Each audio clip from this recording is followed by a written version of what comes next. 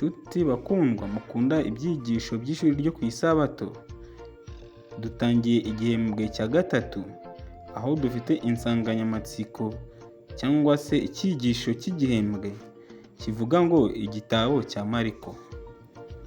Aha tugiye kuzarebera ibyigisho byiza cyane, nifuza ko twese uko tugiye kubitangira kuri uyu munsi wa none, Imana izadufashishe kugira ngo tubigeze no ku bandi. Insanganyamatsiko tugiye kurebera hamwe muri iki cyumweru iravuga ngo itangiriro ry'ubutumwa bwiza. Itangiriro ry'ubutumwa bwiza. Mbere yuko tujya mbere muri iki cyigisho cy'uyu munsi, dusenga Imana. Turagushimiye, turaguhimbaje Uwiteka Mana ishobora byose. Tugushimiye ko wabanye natwe ukatuyobora, kandi ukaba wemeye ko tuba tugiye kwiga iki cyigisho kuri uyu munsi wa none. Turagusabye kugira ngo tubashishe, kugira ngo tubashe gusobanukirwa n'ibyo tugiye kwiga kuri uyu munsi wa none, kandi uduhe umwete wo kuziga iki cyigisho neza. Nitugisoza amahoro tuzashima izina ryawe. Utwiyoborere, nibyo dusabiye ubuntu mu izina rya Yesu Kristo umwami wacu. Amen. Icyo kwibukwa cy'iki cyumweru turagisanga mu butumwa bwiza nk'uko bwanditswe na Mariko, igice cya mbere umurongo wa 14 ndetse n'umurongo wa 15.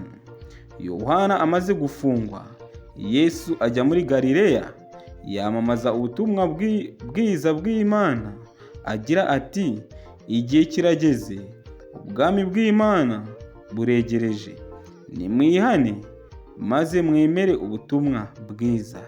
Aya magambo aboneka muri Mariko n'ubundi igice cya mbere umurongo wa 14 n'uwa 15. Ninde wanditse ubutumwa bwiza bwa Mariko? Kandi bwandikiwe iki?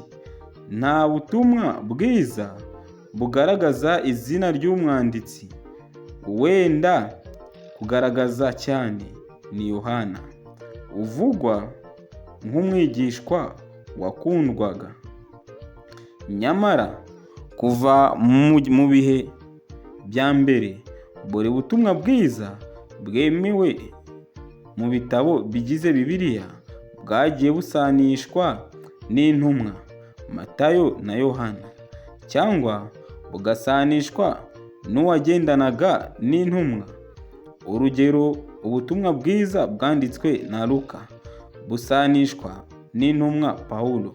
Soma Abakolosayi igice cyawo cya 4 umurongo waho wa 14, ndetse nidusoma no mu rwandiko Pawulo yandikiye Timoteyo igice cyawo cya 4 ndetse umurongo wa 11, na Filomoni igice cya mbere umurongo wa 24. Ubutumwa bwiza bwanditswe na Mariko buhuzwa n'intumwa Petero. Aha rero hatugaragariza uburyo ubutumwa bwiza uko bwagiye bwandikwa, uburyo bwagiye buhuzwa. Aha bitwereka yuko Matayo, Yohana cyangwa n'ubutumwa bwiza bwanditswe n'uyu wagendanaga n'intumwa ari we Luka busanishwa na Pawulo, ndetse na Mariko gahuzwa n'intumwa Petero.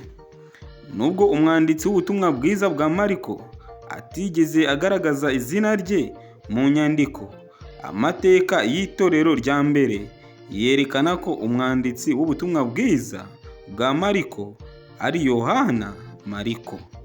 Uyu ni Yohana Mariko, wa wundi wajyaga agendana na Pawulo na Barinaba. Aha rero nyuma akaba umufasha wa Petero. Muri iki cyumweru, ikintu cya mbere tuzigira muri Mariko dusanga mu byanditswe byera ni ugutsindwa kwe kwa mbere no kongera guhaguruka.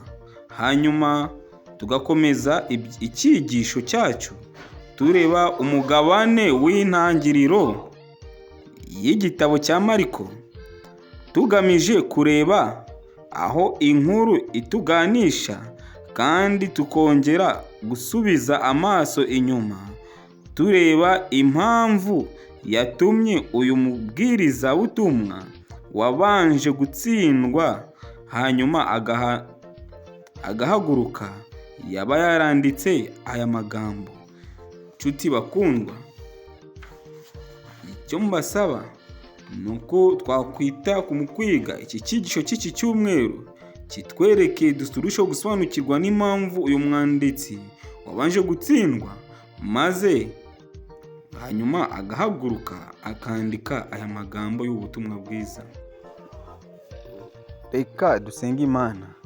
Uwiteka, turagushimiye, turaguhimbaje, tugushimiye ubuntu bwawe udahwema kutugirira, tugushimiye kuri umuremyi wacu, tugushimiye ko tubashishije kugira ngo twongere dutangire iki gihembwe cya gatatu.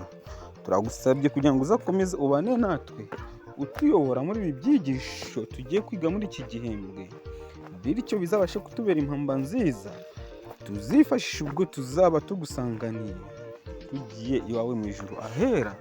Ibyo dusabiye ubuntu mu izina rya Yesu Kristo umwami wacu, amen.